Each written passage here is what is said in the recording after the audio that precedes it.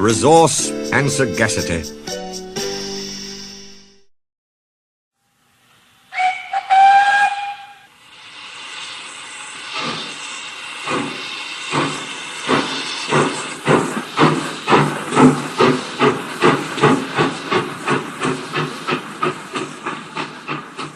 Oliver is a Great Western tank engine. The other railway wanted to scrap him, so he ran away. Isabel, his faithful coach, came too, and so did Toad, a brake van. At the last moment they were nearly caught, but Douglas saved them. The Fat Controller was pleased, and said that when Oliver was mended, he could help Duck with his branch line. "We'll give you Great Western colours, like Duck," he said kindly. "That will help you to forget your troubles."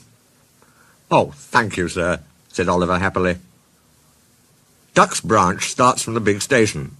When Oliver started work, he often met other engines there. They all wanted to know about his adventures. "Amazing," Henry would remark. "Oliver," said James, "has resource." "And sagacity," put in Gordon. "He is an example to us all." "You're too kind," giggled Oliver modestly. But he was only a tank engine after all. No big engine had ever said admiring things to him before. I'm sorry to say that it made him puffed up in the smoke box. The Fat Controller rescued another coach, called Dulcie. She trundled along with Isabel. Oliver sang, "Oh, Isabel's a funny coach, and so is Dulcie too. If I didn't look after them, they'd not know what to do." "Just listen to him, just listen to him," twittered Dulcie. "He's proud, he's conceited, he's heading for trouble," Isabel sadly replied.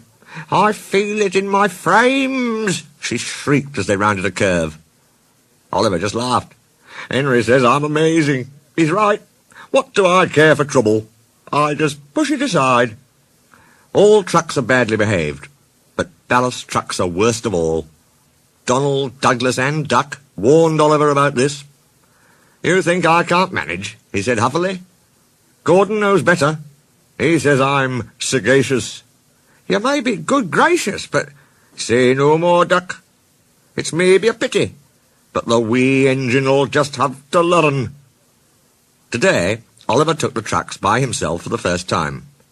He pulled the loaded ones to a siding and pushed empties to the chute. Then he came back full of confidence to take the loaded wagons away. The loaded trucks were comfortable and didn't want to move. They had just realized, too, that they had a different engine. "Duck, we know," they grumbled. "And Donald, and Douglas. What right has Oliver to poke his funnel in here?" "Look sharp," puffed Oliver. "Smartly there." "That's not the way to speak. Pay him out." The trucks moved off easily, and Oliver thought he had them in control. "Trucks," he told himself proudly, "don't play tricks on me. I'll arrange them on the middle road and start away as soon as Duck arrives. I can't understand why he says they're so troublesome." They reached the station throat. Oliver's brakes came on with a groan, but brakes were useless against loaded, surging trucks. They pushed forward, yelling, "On, on, on, on, on!" Oliver fought hard, but still they forced him on and on and on. Their efforts slackened at last. "I'm winning," he gasped.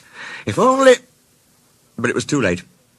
One moment his rear wheels were on the rails, the next they had none, and he was bunkered down in the turntable well, with a deluge of ballast all round him. When Duck arrived, he was stopped outside the station and flagged to the platform. He surveyed the wreckage. "Hello, Oliver," he remarked. "Are you being a good gracious engine? Beg pardon, of course, but we don't really like that sort of surprise. Donald and Douglas will miss their turntable." Later that day, Donald and Douglas spoke pungently in Scots, and the Fat Controller spoke pointedly in English. All three left Oliver in no doubt at all, but so far from being sagacious, he was a very silly engine.